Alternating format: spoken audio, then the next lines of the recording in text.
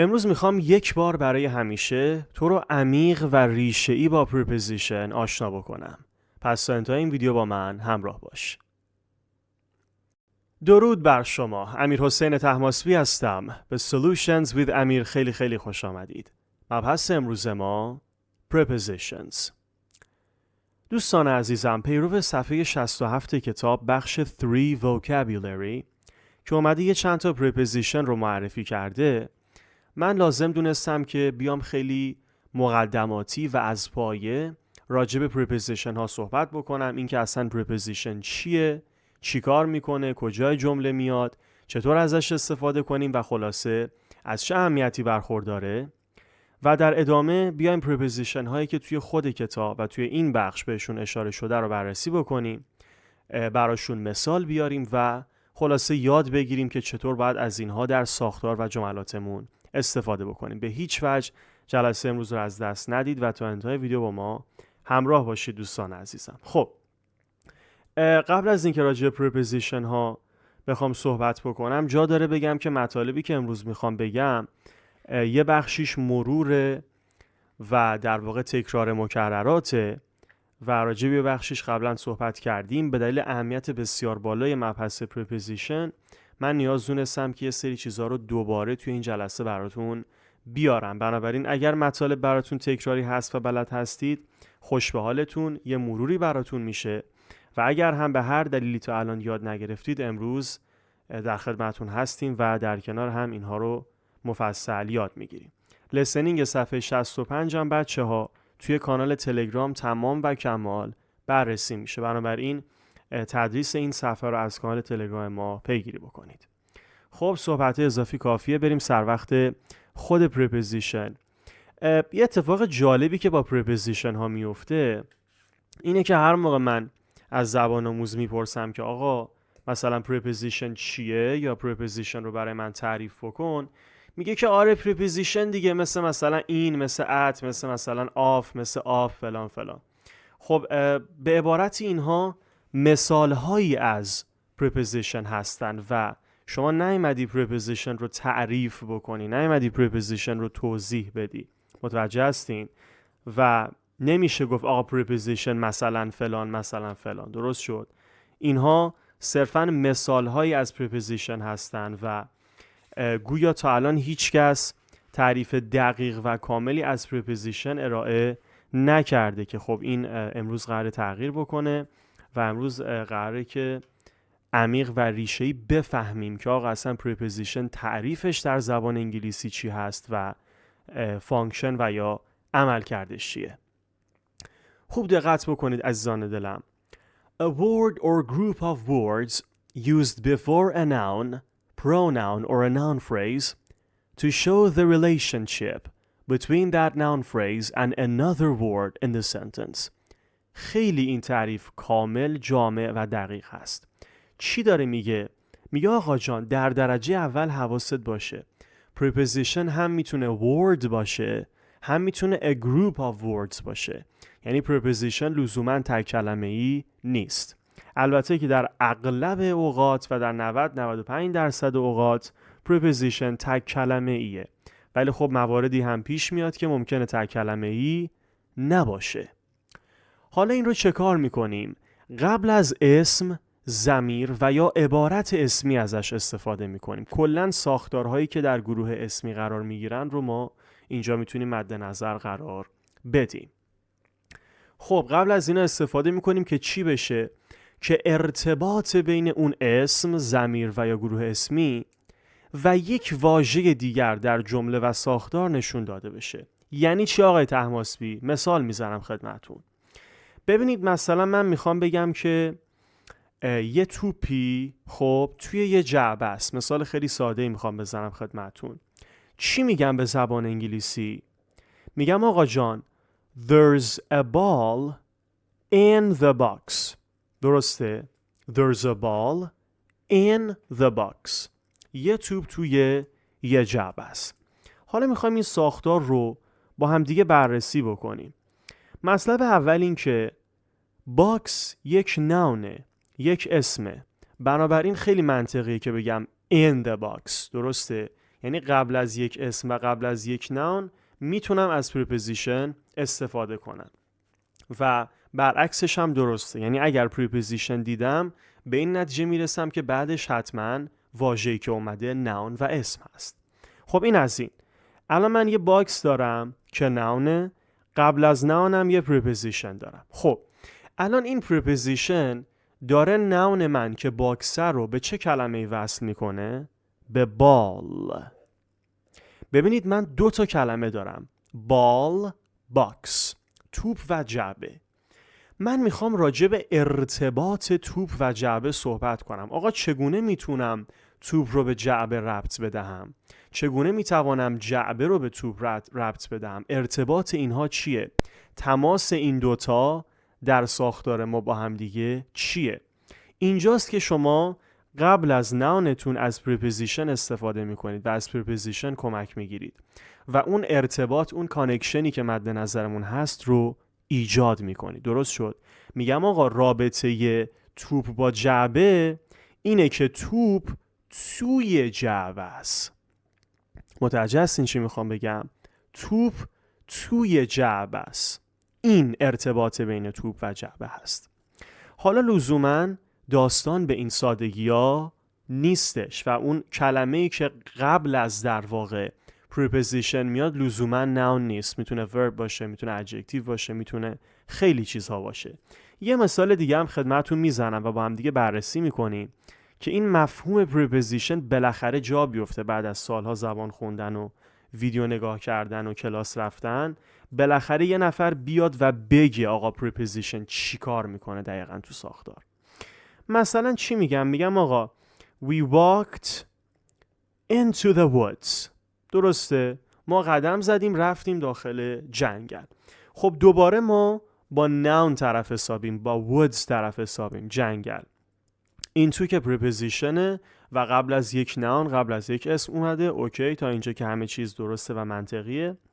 حالا مطلبی که هست اینه که این woods و این جنگل داره به چی وصل میشه تو ساختار به نظرتون؟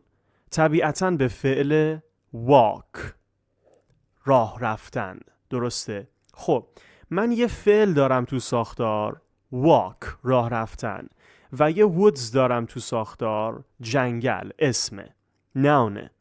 خب آقا راه رفتن چطور کانکت میشه به woods؟ ارتباط بین جنگل و راه رفتن در چه هست؟ میگیم آقا ما راه رفتیم به سمت و به داخل و به درون جنگل. به این شکل شما فعلت رو به اون در واقع ناون و به اون اسم وصل میکنی و کانکشن رو به این شکل ایجاد میکنی.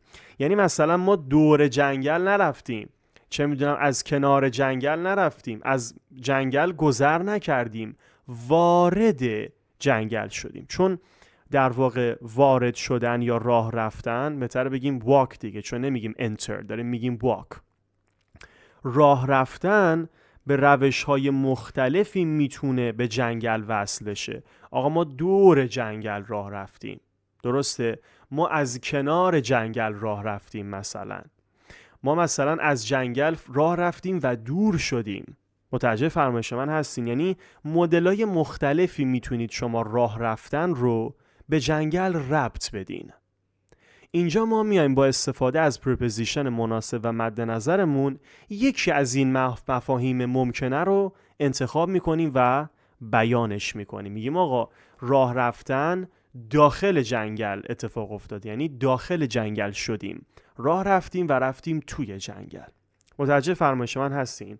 پس بنابراین یک preposition یک لغت یا یک گروه از لغاته که قبل از اسم، ضمیر و یا گروه اسمی میاد و ارتباط بین اون اسم، ضمیر و گروه اسمی رو با یک واژه دیگر در ساختار به ما اعلام میکنه که اون واژه دیگر میتواند اسم باشد، میتواند فعل باشد، میتواند صفت باشد، میتواند هر چیزی باشد. درست شد؟ برای preposition ها ما دسته‌بندی های مختلفی داریم. Preposition of time, preposition of place, preposition of agent, preposition of position, preposition of source و الی آخر. دسته‌بندی ها، گونه ها و مدل‌های مختلفی ما از preposition ها داریم که توی کتاب اومده منحصراً یک دسته رو روش تمرکز داده. گفته آقا prepositions of movement and place، preposition هایی که حرکت و مکان رو نشون میدن. اگر خاطرتون باشه ما در اواخر، اگر اشتباه نکنم درس 2 یا 3، راجع به 3 تا preposition in، at و on صحبت کردیم. درسته؟ این 3 تا preposition بسته به کاربردشون میتونن preposition of time باشن، میتونن preposition of place باشن. ممکنه در واقع حرف اضافه زمانی باشن، حرف اضافه مکانی باشن، بسته به اون مثالی که ما داریم.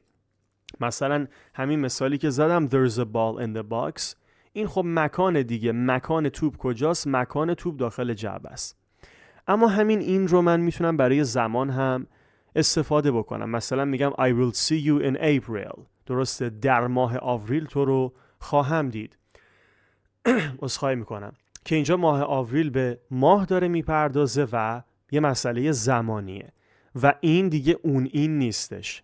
این preposition of time، اون این preposition of place. درست شد؟ این از این. حالا بازم میگم کتاب اومده اینجا تمرکزش رو روی movement و place گذاشته. در ابتدای امر دلم میخواد که راجع به این، at و آن یک مروری داشته باشیم که آقا این و ات و آن رو ما کجا استفاده میکنیم و تفاوتشون چیا هست، کجا باید بگیم ایت، کجا باید بگیم این، کجا باید بگیم ات، کجا باید بگیم آن. یه مروری به این مطلب داشته باشیم. اینو قبلا درس دادم خدمتون و بعد از اون میریم پرپوزیشن های بسیار بسیار بسیار مهم بخش 3 رو ما بررسی میکنیم و برای هر کدوم مثال های متعددی برای شما عزیزان میاریم که مطمئن بشیم شما به خوبی مسلط شدین. خب قبل از هر چیز دلم میخواد با پرپوزیشن in شروع بکنم. گفتم همه اینها همزمان هم preposition of time هستن هم preposition of place. حالا من هر دوتا رو امروز خدمتون بررسی میکنم. In preposition of time آیتماشو میگم و بعد برای هر کدوم مثال میزنم. شماره 1 months ماه‌ها، شماره 2 years سالها، شماره 3 seasons فصلها، شماره 4 decades دهه‌ها، شماره 5 centuries قرنها، شماره 6 fixed expressions یا به عبارتی یک سری عبارات خاص که جا افتادن و بعد اینها رو حفظ باشید. شماره 7 parts of the day بخشی از روز، شماره 8 weeks صحبت راجع به هفته ها و شماره 9 minutes صحبت راجع به دقیقه ها. یعنی چی اینایی که گفتم؟ مثلا من میخوام بگم آقا تو رو در ماه آوریل ملاقات خواهم کرد. I will see you in April. چرا میگم in April؟ چون April یک month، یک ماهه و برای ماها ما از این استفاده میکنیم. تموم شد. قاعده است، قانونشه و باید حفظ باشید. مثلا میخوام بگم سال 1950 باید بگم in 1950، در سال 1950. دیگه نمیتونم بگم at مثلا 1950، دیگه نمیتونم بگم on 1950، دیگه نمیتونم مثلا بگم into 1950. نه، هیچ کدوم از اینها درست نیست. میگیم آقا برای سالها باید از preposition این استفاده کنی. برای فصلها باید بگی این، مثلا باید بگی in the spring. درست شد؟ برای دهه‌ها باید بگی in، مثلا in the 1990s. همین قضیه برای قرنها، هفته ها و دقایق هم صدق میکنه. مثالشو خدمتون میارم توی کانال تلگرامم، باز اینا رو میذارم که داشته باشید. Parts of the day بخشی از روز. برای morning، evening و afternoon شما باید از این استفاده کنی. یعنی in the morning، in the evening و in the afternoon. برای این سه تا باید بگی in. آقا چرا؟ قاعدشه، قانونشه و باید حفظ باشی. تا الان راجع به کاربردهای زمانی این صحبت کردیم. یه ذره راجع به مکانی صحبت کنیم. برای شهرها، کشورها، قاره‌ها، محله‌ها و فضاهای بسته به صورت کلی ما از این استفاده می‌کنیم. مثلا میخوام بگم در شهر تهران، میگم in تهران. دیگه نمیگم at تهران، دیگه نمیگم on تهران، دیگه چه میدونم نمیگم into تهران، دیگه نمیدونم مثلا under تهران فلان. حالا در واقع با preposition های دیگه کاری ندارم، ولی بخوام بگم داخل خود شهر تهران باید بگم in تهران. همین قضیه برای کشورها و قاره ها هم صدق میکنه، گفتم دیگه، مثلا in ایران، مثلا in ایژیا. برای محله ها هم صدق میکنه، مثلا in منهتن، در محله منهتن. و فضاهای بسته. این فضای بسته منظورمون چیه؟ مثلا اتاق اگه داشته باشیم باید بگیم in the room، فضای بسته است دیگه. برای ماشین و تاکسی و ون باید بگی in، درسته؟ in the taxi، in the car. برای چه میدونم مثلا جعبه باید بگی in the box، درست شد؟ فضاهای بسته، enclosed spaces.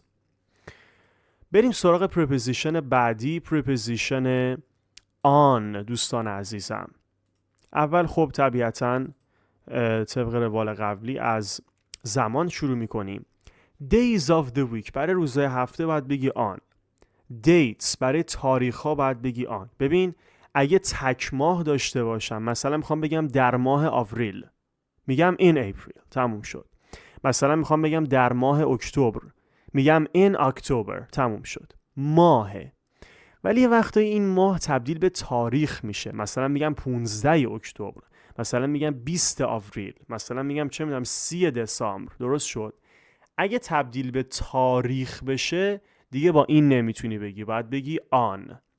مثلا میگم on August the 30th، 30 آگوست. on مثلا October the 20th، 20 اکتبر، درست شد؟ specific days روزهای خاص، مثلا birthday، مثل anniversary day، مثل wedding day، برای همین رو باید بگی on. day plus part of the day روز به علاوه بخش روز، مثلا میگم Sunday morning، درسته؟ یک شنبه صبح، هم Sunday روز رو دارم هم morning بخش روز رو دارم. برای اینها هم شما به اون morning یا به اون در واقع part of the day که بعدش میاد توجه نکنید. همونطور که برای Sunday میگی on، برای Sunday morning هم باید بگی on. holidays with day تعطیلاتی که واژه day درشون هست. مثلا میگم on Christmas day، این day خیلی مهمه که بعدش بیاد. اگه بعدش این day نیاد میشه at Christmas. at Christmas، on Christmas day. این day رو که بعد از اسم اون در واقع تعطیلات ما اضافه میکنیم، این باعث میشه که شما از preposition on مجاب شیک استفاده بکنی.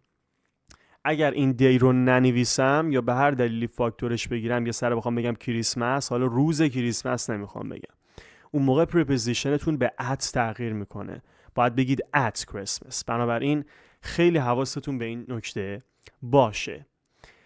و مورد آخر برای ویکند یا آخر هفته میگیم on the weekend. البته at the weekend هم درسته، اگر اشتباه نکنم on the weekend امریکن باشه، at the weekend بریتیش باشه. شاید هم برعکس گفتم، درست خاطرم نیست. ولی خب دوتاش هم درسته، یکیش بریتیشه یکیش امریکنه. خیلی سر این به خودتون سخت نگیرید. همین preposition رو اگر برای مکان بخوایم استفاده کنیم دوستان عزیزم، برای avenue، surfaces، means of transport، streets و communication ما از آن استفاده میکنیم. اونو که معلومه خیابان، بلوار، مثلا میگم آن پارک اونو، در اونوی مثلا پارک اسمشه به هر حال. surfaces، سطوح، مثلا میخوام بگم یه چیزی روی میزه، یه چیزی روی زمینه، چه میدونم یه چیزی روی درخته، یه چیزی روی کوهه، درسته؟ این رویه رو که مربوط میشه به سطوح، میشه به سطح، این رو شما با آن میگی، درست شد؟ on the table، on the mountain، on the ground، درسته؟ means of transport هم که وسایل نقلیه است. کدوم وسایل نقلیه؟ وسایل نقلیه‌ای که بزرگن و راهرو دارن، مثل قطار، مثل هواپیما، مثل اتوبوس، مثل کشتی، درست شد؟ برای همه اینا ما میگیم on. میگیم on the bus، on the ship، on the train، on the plane. یه وقت نگید اینا، برای هیچ کدوم از اینا. ما درسته میریم توی اتوبوس، درسته میریم توی هواپیما، من خودم قبول دارم، ولی خب این لفظ فارسیشه. تو انگلیسی نباید بگی in the bus، باید بگی on the bus. درسته؟ باید بگی on the train، باید بگی on the ship. اینا چون وسایل نقلیه خیلی بزرگی هستن و راهرو دارن فلان فلان، براشون از لفظ آن استفاده میکنیم. به انضمام یه پرانتزم باز کنم، وسایل نقلیه مثل دوچرخه و موتور، برای اینا هم باید بگی آن، برای حیوانات هم باید بگی آن، همه رو باید بگی آن. فقط برای تاکسی و ماشین سواری شما میتونی بگی این و ون، برای بقیه همه رو باید بگی آن. یعنی میگم on a bike، on a camel، on a مثلا sheep، on a horse، فرقی نمیکنه. هر حیوانی هم که سوارش بخواید بشید باید از لفظ آن استفاده بکنید. اسم خیابون ها، دقت بکنید، اسم خیابون ها، آدرس داستانش فرق میکنه، خود تکواژه خیابون هم قضیهش فرق میکنه. مثال میزنم، میخوام بگم یه آدم عجیب غریبی توی خیابونه. There's a strange man in the street. In the street. این کالوکیشنتون باشه. In the street. توی خیابون. اما نه، یه وقتایی میخوام اسم خیابون رو بگم. مثلا یه مرد عجیب غریب توی خیابون مینه. میگم There's a strange man on Main Street. On Main Street. دیگه نمیگم in the main street. نه. On Main Street. برای Main Street هم لازم ندارید بگید the. لازم نیست از article استفاده کنید. همین اگر تبدیل بشه به آدرس، درسته، با ات باید بیان بشه. مثلا میخوام بگم یه مرد عجیب غریب توی خیابون اصلی پلاک مثلا 354. چی میگم؟ میگم There's a strange man at 3 چند گفتم 354 at 354 Main Street. پس تک کلمه استریت میشه این. استریت اگه با اسمش بیاد، یعنی اسم خیابون رو هم بگیم، میشه آن. اگه بهش پلاک هم اضافه کنیم و بشه آدرس، میشه ات. درست شد؟ و مورد آخر کمیونیکیشن، ارتباطات. مثلا برای تلویزیون و رادیو میگیم آن. مثلا میخوام بگم آقا دیشب من تو تلویزیون بودم. I was on TV last night. نمیگم in TV. On TV. On the radio. برای چپ و راست هم از آن استفاده میکنیم. میگیم on the left, on the right. و برای طبقات هم از آن استفاده میکنیم. مثلا میخوام بگم طبقه اول، میگم on the first floor. درست شد؟ این شد از این و آن. بریم اتم بگم خدمتون. مطلب اول preposition of time مسلماً. برای ساعت کلن میگیم at 5 o'clock, at 7 o'clock, at 6 o'clock. کلن ساعت رو میگیم at. یه سری از بخش های روز رو هم باید بگیم at. برای مورنینگ و ایونینگ و افترنون که میگیم این، اون هیچی، داستانش فرق میکنه. برای نایت، نون، میددی، میدنایت، دان و داسک. یه بار دیگه میگم نایت، نون، میددی، میدنایت، دان و داسک. یعنی شب، ظهر، نیمه شب، نیمه روز، طلوع خورشید، غروب خورشید. برای این 6 تا باید تماما از ات استفاده کنید. درسته؟ I was playing مثلا چه میدونم video games at night. at باید بگی. I was taking a nap at noon. at باید بگی. درسته؟ مثلا the monsters appears in the city at midnight مثلا. درست شد؟ بدین ترتیب. holidays without day که اینو توضیح دادم. اگه یک تعطیلاتی واژه دیش رو حذف کنیم با at باید این رو بیان کنیم. مثلا همون Christmas day که آن میگرفت، اگه دیش رو حذف کنیم میشه at Christmas. و اما مکانی، برای آدرس دادن از at استفاده میکنیم. گفتم مثلا میگم آقا at 343 State Street، مثلا خیابان استیت پلاک 343 مثلا، اینطوری. و مورد بعدی که خیلی مهمه specific locations، لوکیشن های مشخص. مثل چی؟ مثل دانشگاه، مثل ایستگاه اتوبوس، مثلا ایستگاه پلیس، مثل بیمارستان، مثل خونه، مثل کنسرت، مثل مثلا پارتی، مثل کتابخونه. برای همه اینا باید بگی at the party, at the concert, at home, at the university, at the مثلا office, at the hospital, at the library, at the station. همه اینا رو باید بگی at.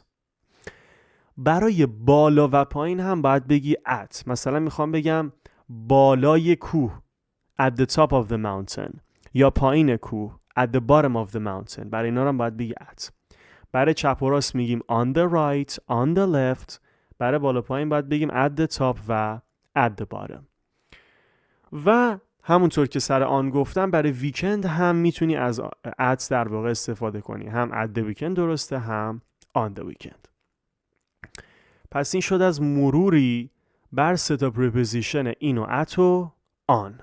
درست شد؟ برای عزیزانی که یادشون رفته بود یه مروری شد.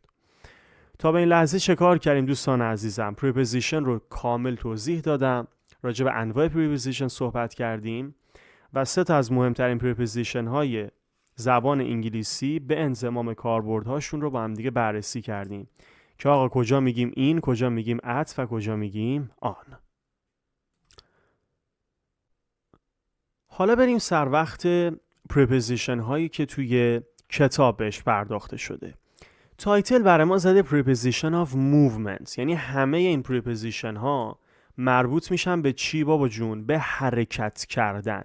یعنی یه حرکتی داره اتفاق میفته، درسته؟ مثلا به سمت چیزی، یا برای دور شدن از چیزی، یا مثلا داخل چیزی، یا مثلا روی چیزی، درسته؟ یه موومنت، یه حرکتی داریم و این رو میخوایم با preposition نشون بدیم. خب preposition across رو داریم دوستان عزیزم، به معنای در واقع اون طرف چیزی هست. مثلا میخوام بگم آقا اون طرف خیابون یه دونه کافه هست. There's a cafe across the street. یا مثلا میخوام بگم اون سمت رودخونه یه کلبه هست. There's a cottage across the river. میخوام بگیم اون سمت چیزی میگیم across. واژه along رو داریم به معنی در امتداد و در راستای چیزی هست دوستان عزیزم.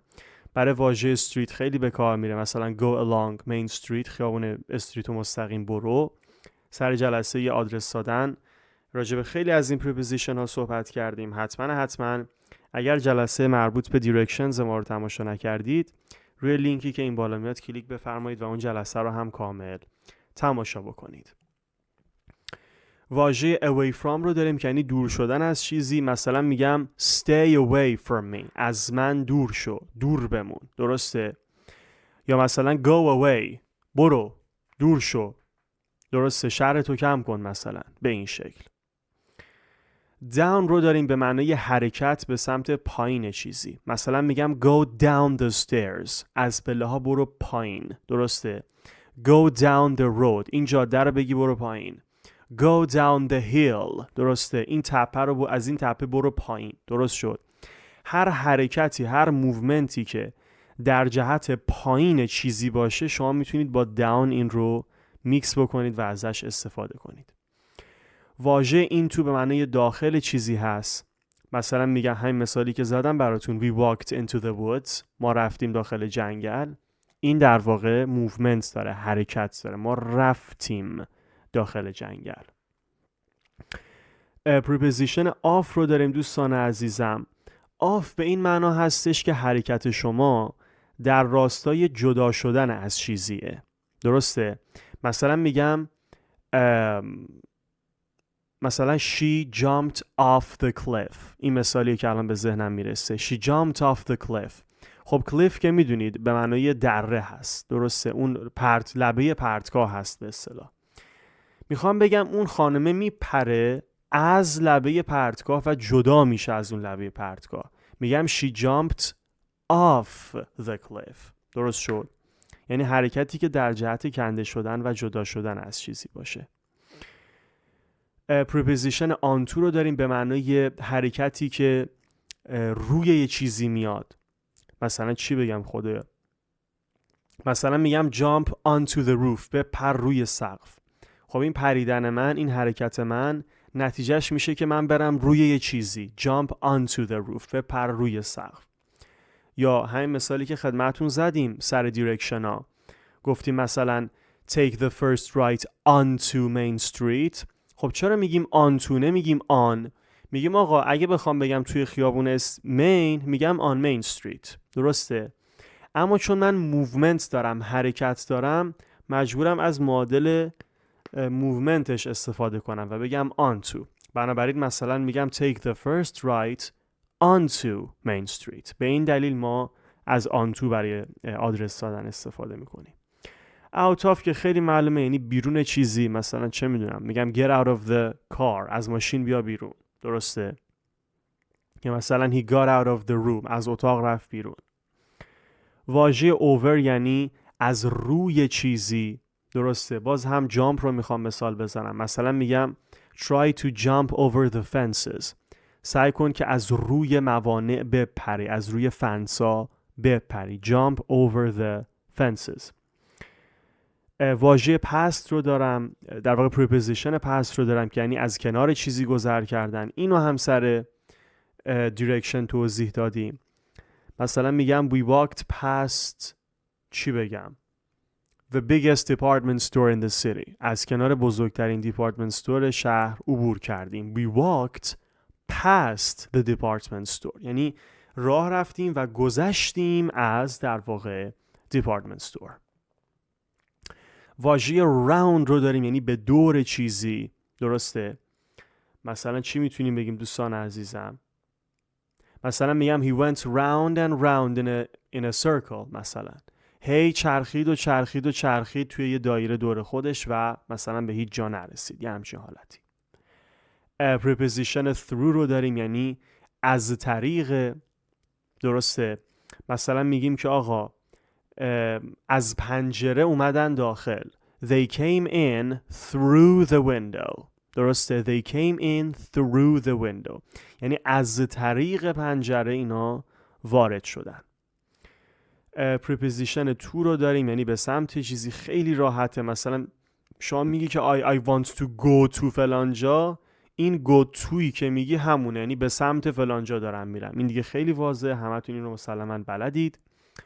towards یعنی به سمت چیزی، درسته؟ مثلا میخوام بگم اون به سمت من داشت میومد. He was coming towards me، درسته؟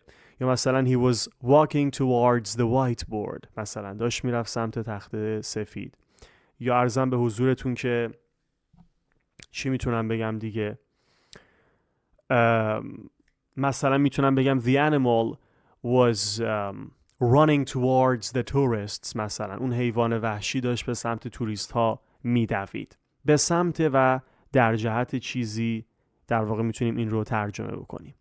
under که یعنی زیر چیزی، مثلا میگیم go under the bridge، از زیر پل برو. و up هم متضاد down هست، یعنی حرکتی که به سمت بالای چیزیه. مثلا همون go down the hill رو که داشتیم، میتونم بگم go up the hill، از تپه برو بالا. go up the mountain، از کوه برو بالا. درست شد؟ هیچ تفاوتی با اون نداره. یا مثلا میتونم بگم go up the stairs، از پله ها برو بالا. درست شد؟ همه اینها امکان پذیر هست. خب این هم از پریپوزیشنه که توی کتاب اومده. learn this box رو هم بررسی کنیم و تمام. بقیه قسمت این صفحه که خیلی هم پیچیده و مهم نیستن توی کانال تلگرام کامل و تمام و کمال بررسی میشن. We use in with large areas, countries and continents and three-dimensional spaces. برای اریاها و محدوده های بزرگ، برای مثال شهرها و برای مثال کشورها و قاره ها و فضاهای سه بعدی از این استفاده میکنیم که اینو توضیح دادم خدمتون دوستان عزیزم. We use on with a surface or a line. از آن برای یک سطح یا یک خط استفاده میکنیم. مثلا میگیم on a lake، مثلا میگیم on the ground. اینا هم خدمتون توضیح دادیم. We use by to mean very near to. از by هم استفاده میکنیم که بخوایم بگیم آقا نزدیک یه چیزی. مثلا by the sea یعنی نزدیک ساحل، نزدیک دریا.